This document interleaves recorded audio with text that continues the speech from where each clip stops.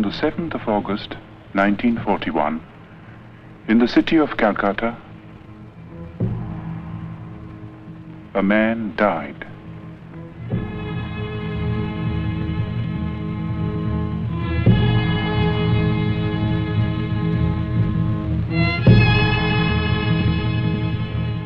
His mortal remains perished, but he left behind him a heritage which no fire could consume.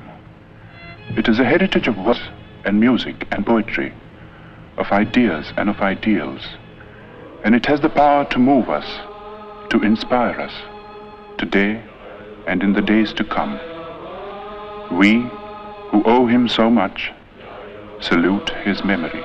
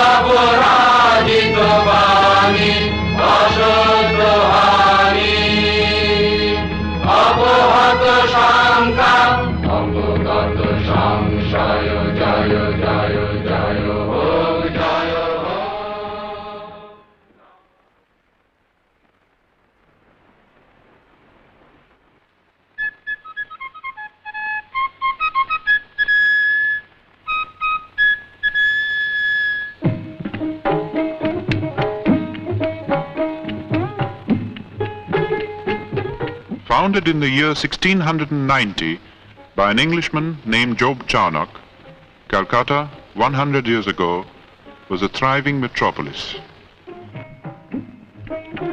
Queen Victoria was proclaimed Empress of India in 1877. As the capital of India, Calcutta was the seat of the Queen's government.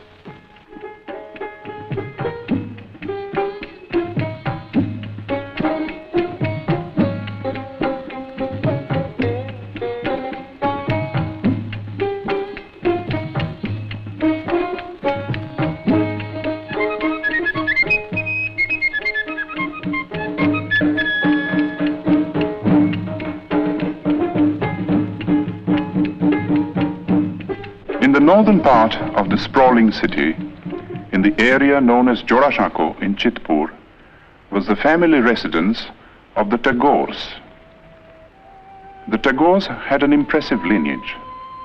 It dated back to the first group of learned Brahmins that came from Kannauj and settled in Bengal in the 8th century. 1,000 years later, Panchanan, a descendant, came to the new city of Calcutta and found a lucrative position with a British shipping company. His grandson Nilmoni added to the family fortune and built the house at Jorashako.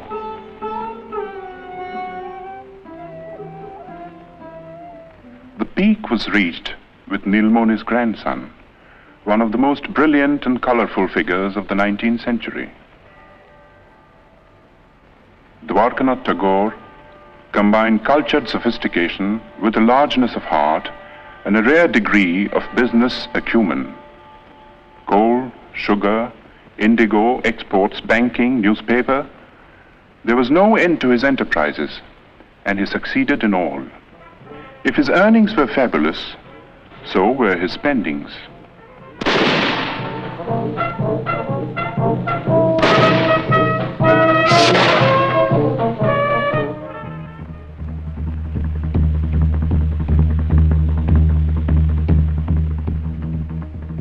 Although a Hindu and a Vaishnava, Dwarkanath defied the ban of Brahmin orthodoxy and twice went to England. There he had an audience with Queen Victoria, discussions with Gladstone, and dinner with men like Dickens, Thackeray, and Max Muller.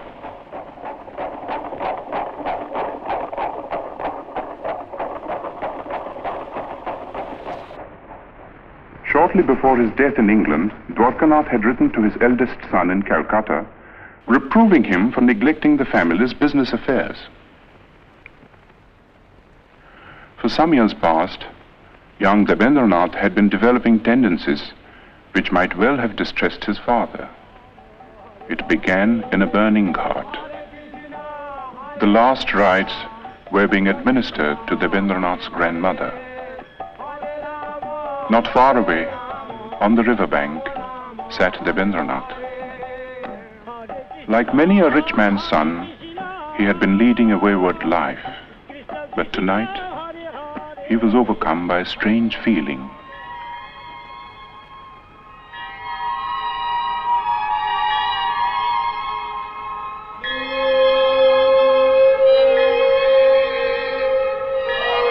Worldly possessions seemed to lose their meaning for him. This led to a period of profound disquiet, followed by a ceaseless quest for the meaning of existence in the great source books of the East and West. He read the materialist philosophers of modern Europe, Locke, Hume, Bentham, and others, whose ideas were so much in vogue among the students of the time. Then he learned Sanskrit and read the Mahabharata. But peace of mind would not come until one day he chanced upon a torn page of a Sanskrit book. There was a sloka in it which said, "God is supreme and all-pervading. Enjoy by renunciation. Covet not another's wealth." This was a page of the Ishopanishad, edited by Raja Ram Mohan Roy. Ram Mohan had been a close friend of Dwarkanath's. As a boy, Debendranath had a deep and silent admiration for the man. But the greatness of the Raja's vision and the magnitude and nobility of the tasks he had set before himself were beyond the boy's comprehension. Ram Mohan lived in times when India's spiritual heritage was being submerged in ritual and superstition.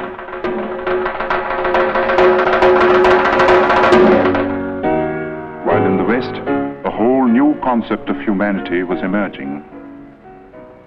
Ram Mohan advocated Western education for Indians because he wanted the new ideas of the West to spread in the country. He also wanted that we should respect what was old and true in our own heritage. In the Upanishads, for instance, which revealed to him the monotheistic basis of Hinduism. Ram Mohan's work was left unfinished by his death in England. But Debendranath, inspired by the 2 lines of Sanskrit text, went on to prove himself to be the Raja's true spiritual son and heir. Debendranath suffered social ostracism for preaching the monotheistic faith that he called Brahmoism, but to his followers, and there were many, he was Maharshi, the great sage. When Rabindranath was born, the Maharshi was 45 years old. His wife Sharada Muni was 33. Rabindranath was the 14th child.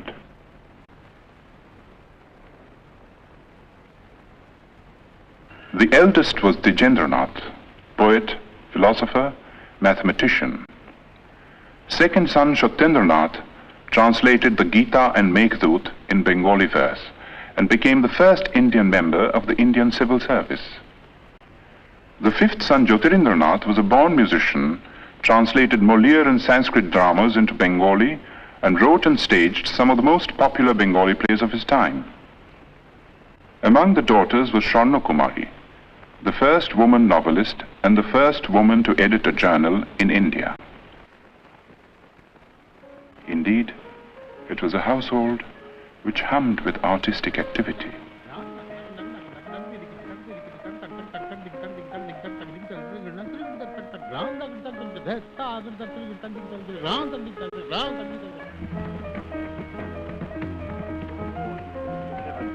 O earth, what else?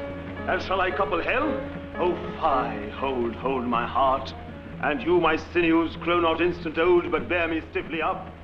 Remember thee? For Roby, the time hadn't yet come to participate in the activities of the elders. Going out in the street was forbidden too, and this was indeed a pity, for nothing seemed more fascinating to the boy than the world outside.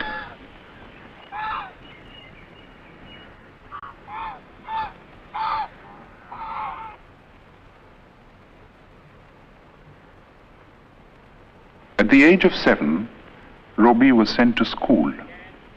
See a box. তুমি কি একটি বাক্স দেখিতে পাইতেছ? Yes, I can see a box. হ্যাঁ, আমি একটি বাক্স দেখিতে পাইতেছি। Yes, I can see a box. হ্যাঁ, Robbie went to 4 schools and hated them all. But to say that he lacked education would be wrong. For his third brother Hemendranath saw to his studies at home, and it was all done by the clock.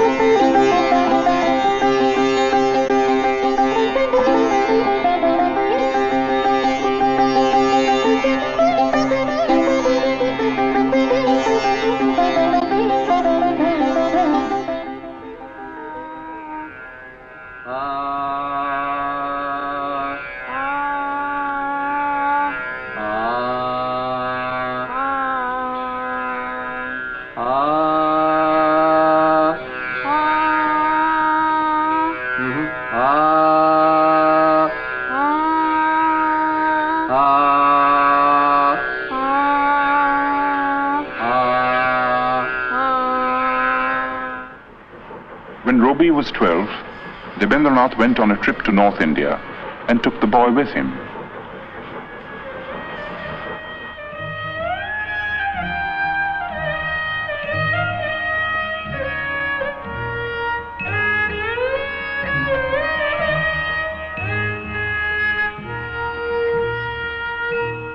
The last stop on a long tour was the rest house on Bakrota, the highest hill in the hill station of Dalhousie in the Punjab.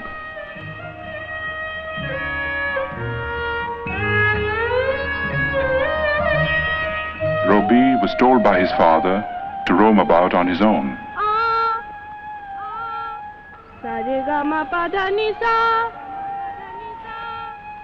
He was also taught to rise before the sun.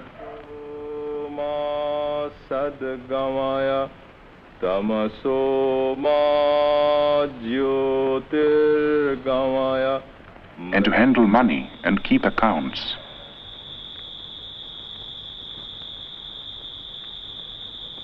The days often ended with a boy singing devotional songs to his father.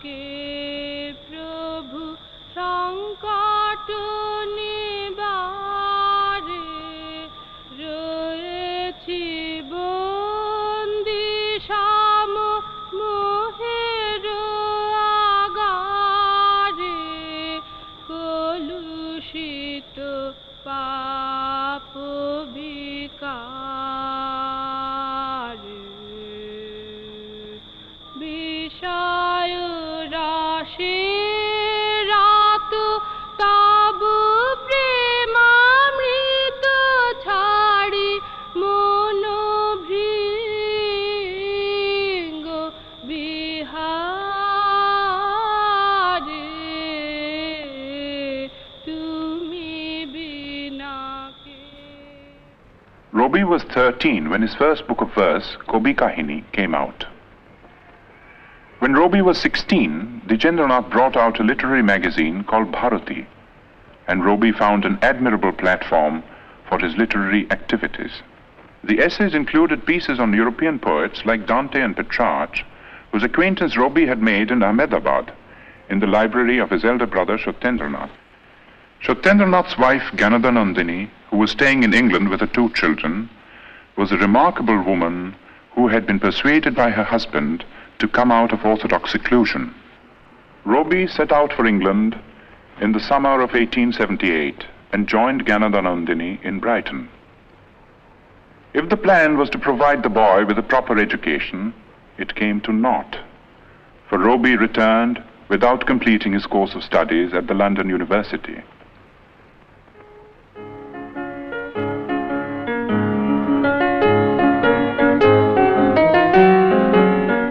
While in England, Rabindranath had become acquainted with Western music. Some of the tunes he had learned found their way into his enchanting opera, Valmiki Pratibha.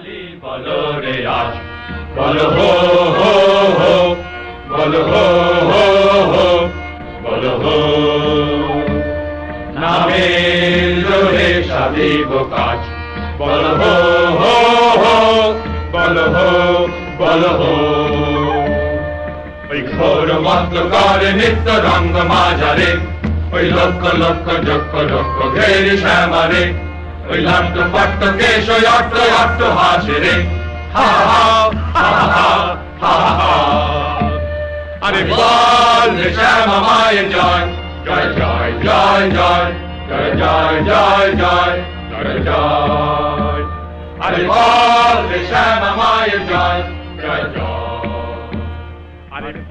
There were other tunes, however, which came from classical Indian ragas, used for the first time in an operatic context.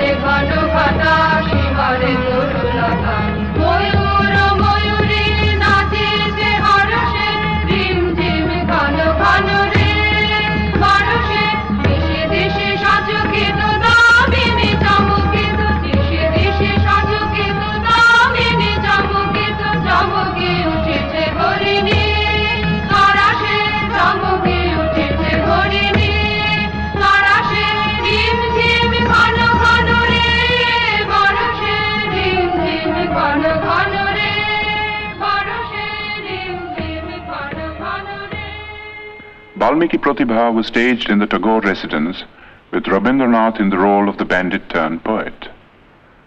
The rest of the cast, too, was composed of members of the Tagore family, all gifted with varying degrees of talent for acting and music. Among those who saw and praised this performance was the greatest literary figure of the time, Bankim Chandra Chatterjee.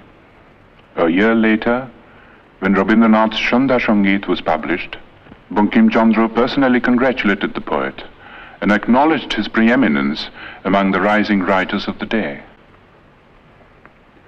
Of all the members of Roby's family, 2 were closest to his mind and heart. They were Jyotirindranath and his wife.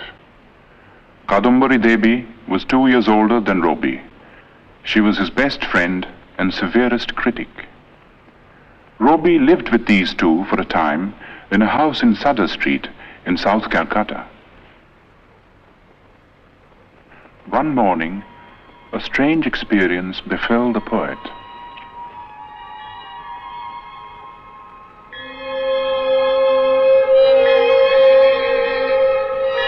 One day, while I stood watching at early dawn, the sun sending out its rays from behind the trees, I suddenly felt as if some ancient mist had in a moment lifted from my sight, and the morning light on the face of the world revealed an inner radiance of joy. The poem I wrote on the first day of my surprise was named The Awakening of the Waterfall.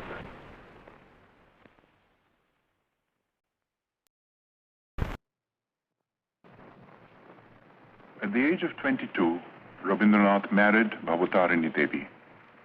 The old-fashioned name was later changed to Mrinalini. 2 months before the wedding, Rabindranath had received a letter from his father in which he was asked to prepare himself to look after the family estates. After a period of initial training in the estate's offices in Calcutta, Rabindranath found himself in the very heart of rural Bengal, in the region around the river Padma. With a worldly wisdom unusual in a poet, but characteristic of the Tagores, Rabindranath in later life set about in a practical way to improve the lot of the poor peasants of his estates, and his varied work in this field is on record. But his own gain from this intimate contact with the fundamental aspects of life and nature, and the influence of this contact on his life and work, are beyond measure. Living mostly in his boat and watching life through the window, a whole new world of sights and sounds and feelings opened up before him.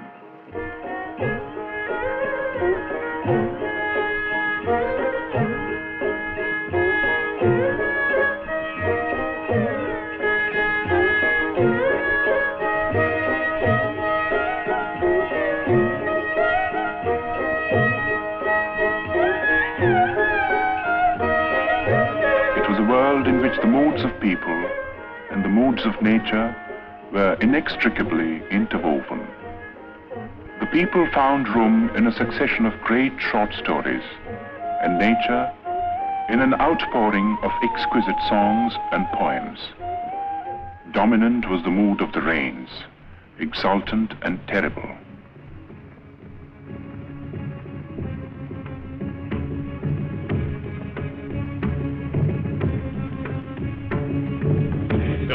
Mandrilla Damaru Guru Guru Kano Megher Guru Kutila Gunjito Bolo Romanjito Bono Bonantar Hridaye Mandrilla Damaru Guru Guru Tulila Chanjala Bokho Hindole Nilano Shapne Shekono Titire Hridaye Mandrilla Damaru Guru Guru Shagana Bhashana Shabda Mukharita Vajra Shalogita Drasta Sharvari Shagana Bhashana Shabda Mukharita Vajra Shalogita Drasta Sharvari Alati Ballari Kapai Pallava Koluna Kallale Kanana Shankita Chilli Shankita Hridaye Mandrilla Damaru Guru Guru Kano Megher Guru Kutila Gunjita Kola Romanjita. In 1901, Rabindranath was 40 years old. His already enormous output of poems and plays had been gathered in one big volume. It comprised 21 books and included Shonarturi, his first masterpiece. The same year, 1901, marked an event of a somewhat different nature. In Bolpur, in the district of Birbhum in West Bengal, Rabindranath had acquired some property in 1862, 1 year after Rabindranath was born. The property was made over to a board of trustees, and the deed specified that the place was to be used for meditation on the supreme formless being. According to the Maharshi's wishes, a seat of prayer and a temple of worship had been built, and close to the temple, a residential house which was called Shantiniketan, the abode of peace. Rabindranath had been worrying about the education of his children and had decided to start an experimental educational institution in Shantiniketan. It was to be a school, but not like the schools that had been the nightmare of his own childhood.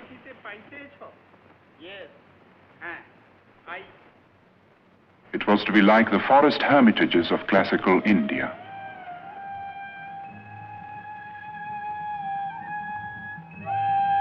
But to bring it into being was not an easy task. For one thing, it cost money. Rabindranath was obliged to sell, among other things, the copyright of his books. His wife added her bit by selling her wedding ornaments. 2 months after the school was opened, she was taken ill. 3 months later, at the age of 29, she died. For Rabindranath, it was the beginning of a series of personal tragedies. 9 months after his wife's death, his second daughter Renuka passed away. The hardest blow of all came 4 years later. Youngest son Shomindro took after his father in many ways. He was only 13 when he fell a victim to cholera. It was in the midst of these bereavements that Rabindranath participated in one of the greatest political upheavals in the history of India. In December 1903 was published the decision of India's Governor-General Lord Curzon to split up Bengal into 2 provinces. The idea was to create a separate province with the Muslim majority, which would induce a rift between the 2 main religious groups and avert the possible growth of a united front against the government.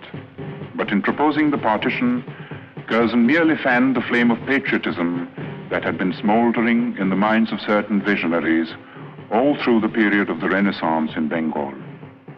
These men now came to the fore and led the millions to rise in protest.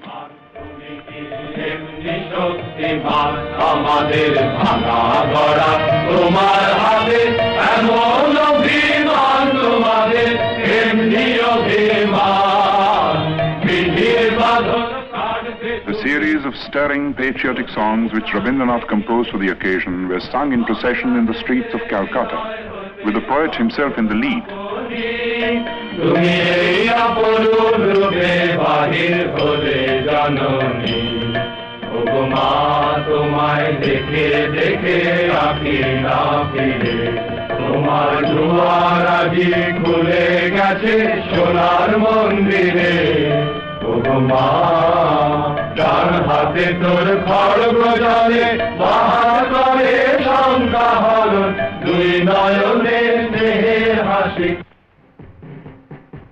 On October 16th, 1905, the partition became an accomplished fact.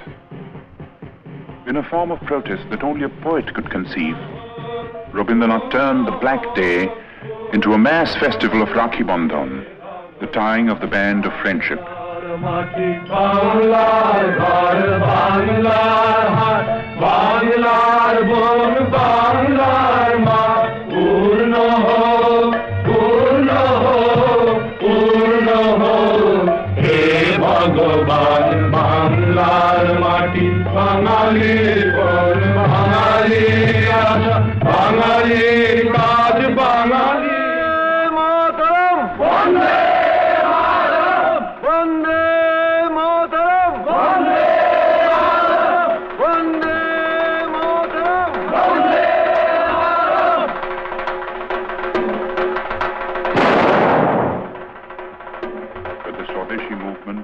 Fated to grow and assume a character which was not possible to foresee in its early stages.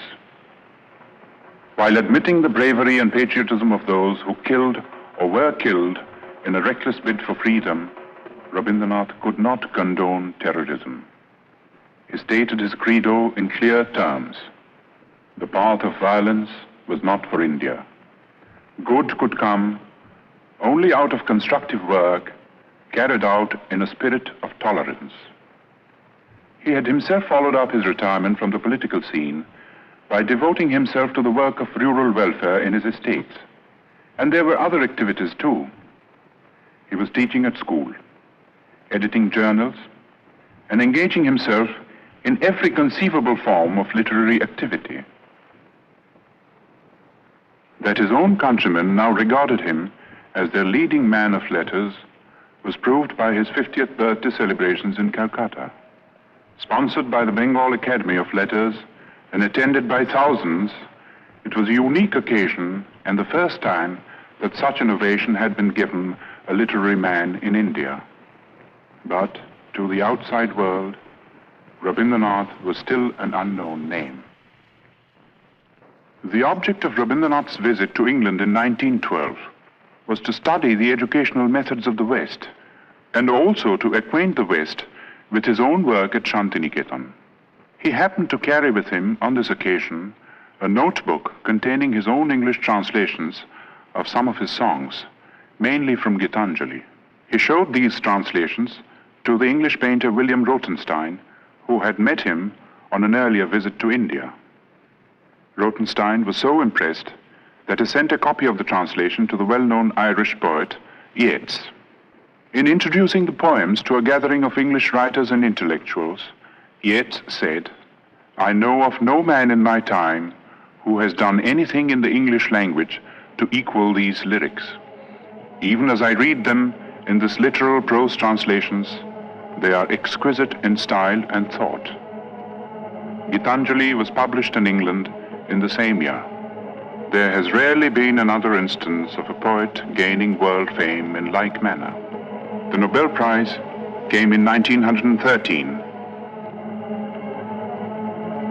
and the knighthood in 1915, while war was raging in Europe.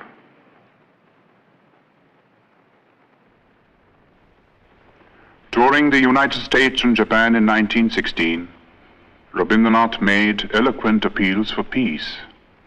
He felt that world peace could only be achieved through intellectual cooperation between nations. He said, "The call has come to every individual in the present age to prepare himself and his surroundings for the dawn of a new era, when man shall discover his soul in the spiritual unity of all human beings."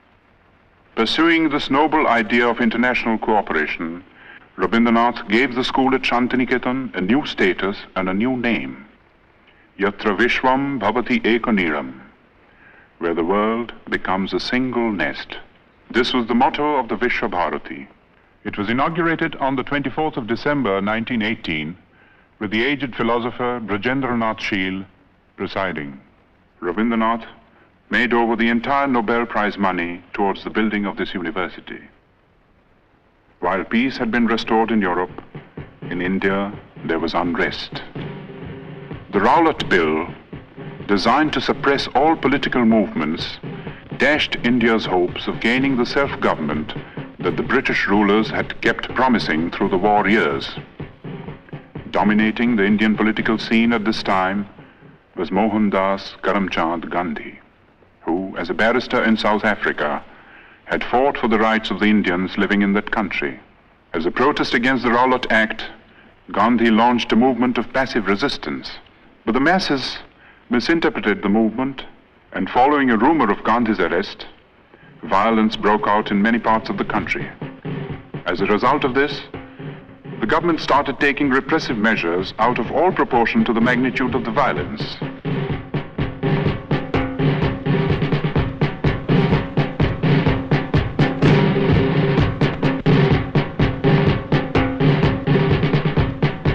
In the Punjab, martial law was declared.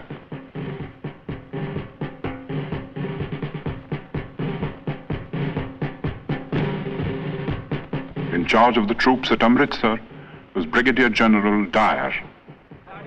On the first day of the month of Vaishak, a crowd gathered in Jallianwala Bagh, as it had done every other year. It was a peaceful crowd, but Dyer was taking no chances.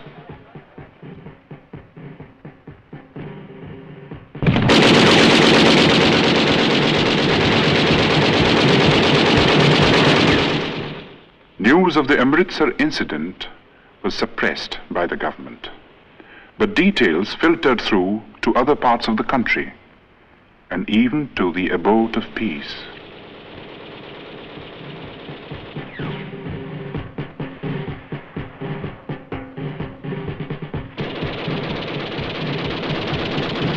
Rabindranath rushed to Calcutta. But the Defence of India Act was still in force, and no leaders would support him in a plea for a meeting of protest.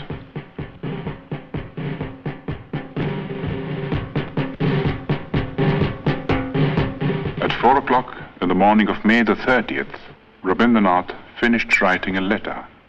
It was addressed to the Viceroy. Condemning the government for the killing in the Punjab, Rabindranath ended by saying, And I, for my part, wish to stand, shorn of all special distinctions, by the side of my countrymen, who, for their so-called insignificance, are liable to suffer degradation not fit for human beings. And these are the reasons which have painfully compelled me to ask Your Excellency to relieve me of my title of knighthood.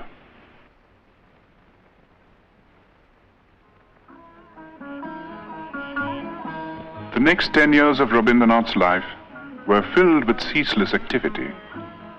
The urge to travel and the necessity to collect funds for his university took him to all parts of the world.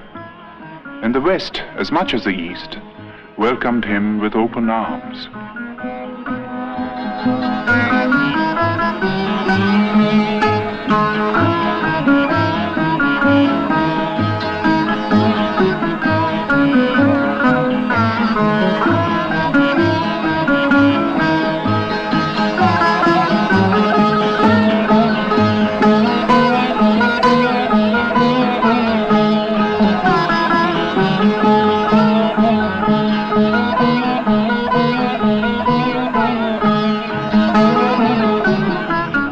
Wherever he went, he spread the message of peace and stressed the importance of intellectual cooperation between nations.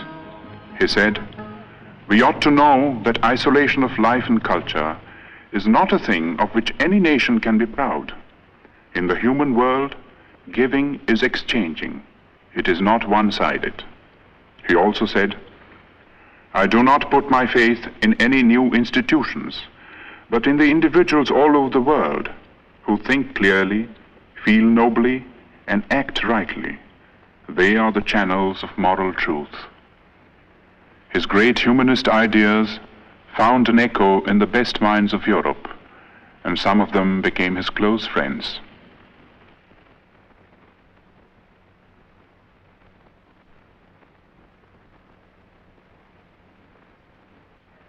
In the meanwhile, the institution at Shantiniketan had come a long way from its modest beginnings.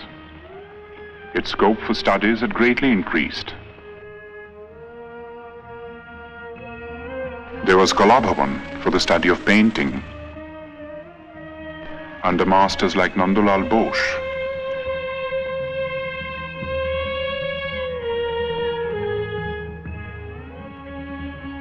Who was himself a pupil of Abanindranath, the poet's nephew. The Sangeet Bhavan, which neglected no branch of Indian music, had also grown under Dinendranath, another nephew of the poet. Special provisions were made for conducting Oriental studies, and scholars came from all over the world, stayed to lecture, for research, to exchange ideas. Such men were Levy, Winternitz, Lesny, Stenkonov. And there were some Europeans who did even more than that. Charles Freer Andrews, a missionary who was present at Yeats' reading of Gitanjali, and William Winstanley Pearson, who also met the poet in England, came to the ashram in its early days and stayed on until their death, working with a selfless devotion to the poet and his cause that few Indians could equal. Leonard Elmhurst was another Englishman whom Tagore had met in America. He was drawn by the poet's personality, came over to Shantiniketan, and took charge of the School of Rural Handicrafts, another of Rabindranath's experiments, at Shurul, 2 miles from Shantiniketan.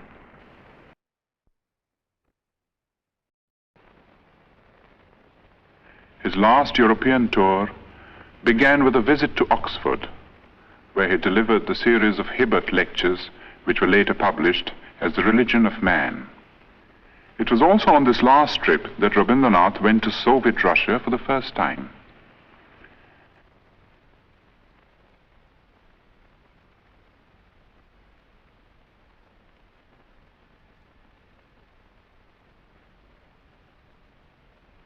On the eve of his departure from Moscow, he told his hosts, "You have recognized the truth that in extirpating all social evils, one has to go to the root, and the only way to it is through education." In Russia, as well as in other countries that he visited on this tour, Rabindranath held exhibitions of his paintings. At the age of 70, Rabindranath had found a new outlet for his creative urge. It was astonishing the way it started.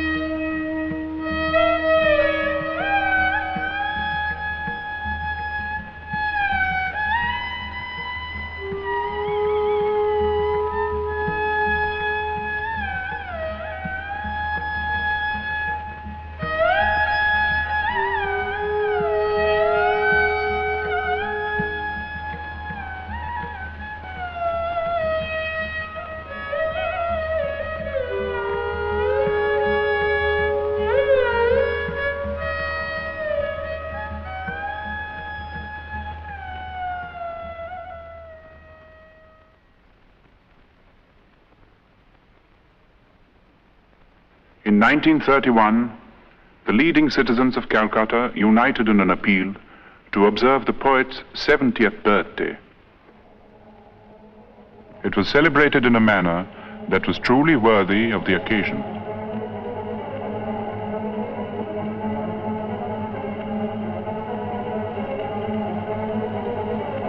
The Golden Book of Tagore was a testimony to the love and reverence that the intellectuals of the world bore for Rabindranath. Its sponsors consisted of 3 Europeans and 2 Indians. There was Romain Rolland from France, Albert Einstein from Germany, the poet Kostas Palamas from Greece.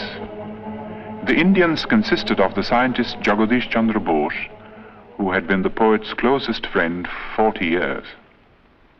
The other Indian was Mahatma Gandhi. In physical appearance, in personal habits, and in general outlook, the two differed considerably. At several moments of crisis in India's political history, the two had disagreed over the course of action, but these were on the surface. Their deeper affinity transcended all occasional barriers.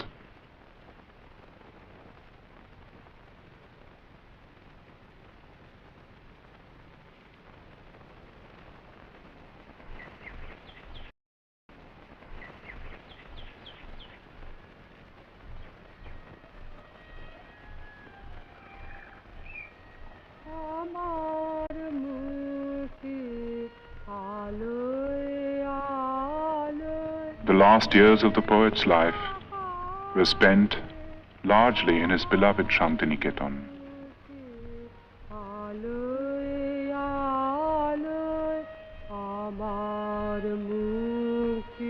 He had a choice of small houses built for him, for he never liked to stay in the same house or even in the same room for long. It was, in a way, symbolic of the refusal to get into a rut which marked his whole life. In his writings, He was now producing some of his most striking, original, and mature works, and these included textbooks and nonsense rhymes for children. Not an unusual occupation for someone who had loved and understood children so well and done so much to mold them for a better future.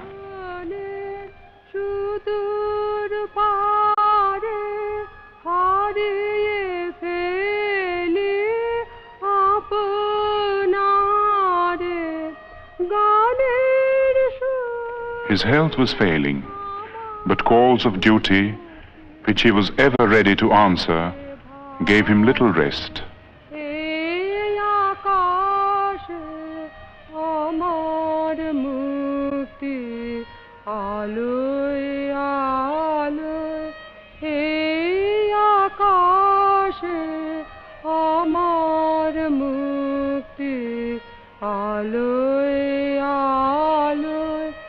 আমার মুক্তি সর্বজনের মনের মাঝে দুঃখ বিপদ তুচ্ছ করা কঠিন কাজে আমার মুক্তি সর্বজনের মনের মাঝে দুঃখ বিপদ তুচ্ছ করা কঠিন কাজে বিশ্বধাতার যোগশালা আত্মহমে বনহে জালা জীবন যেন দেয়াহুতে মুক্তি আসে হে আকাশ। On the 7th of May, 1941, Rabindranath was 8 years old. 3 months later, he was to leave Shantiniketan, never to return.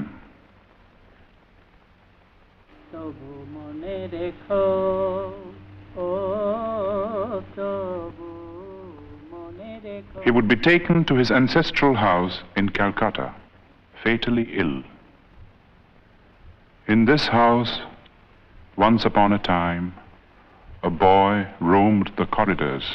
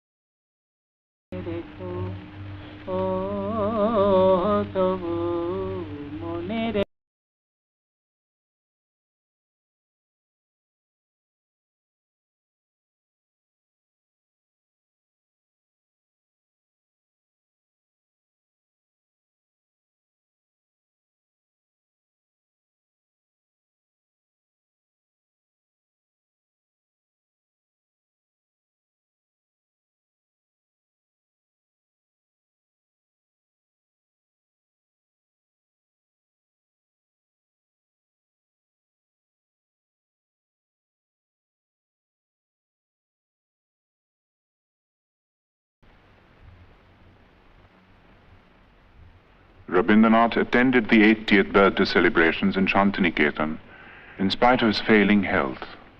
Today, for the occasion, he had composed a message his last message to the world. It was called The Crisis in Civilization. It concerned itself with the state of the so-called modern civilization, a civilization that was being shaken to its very roots by barbaric wars of aggression.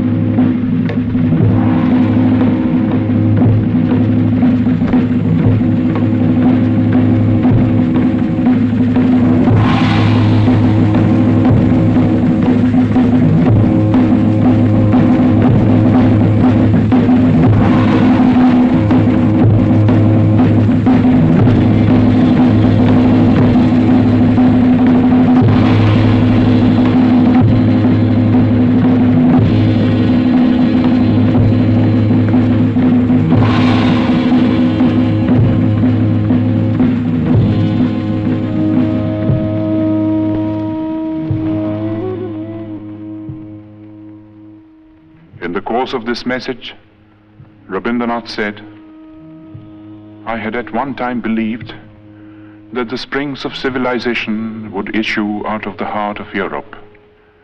But today, when I'm about to leave the world, that faith has deserted me. I look around and see the crumbling ruins of a proud civilization strewn like a vast heap of futility.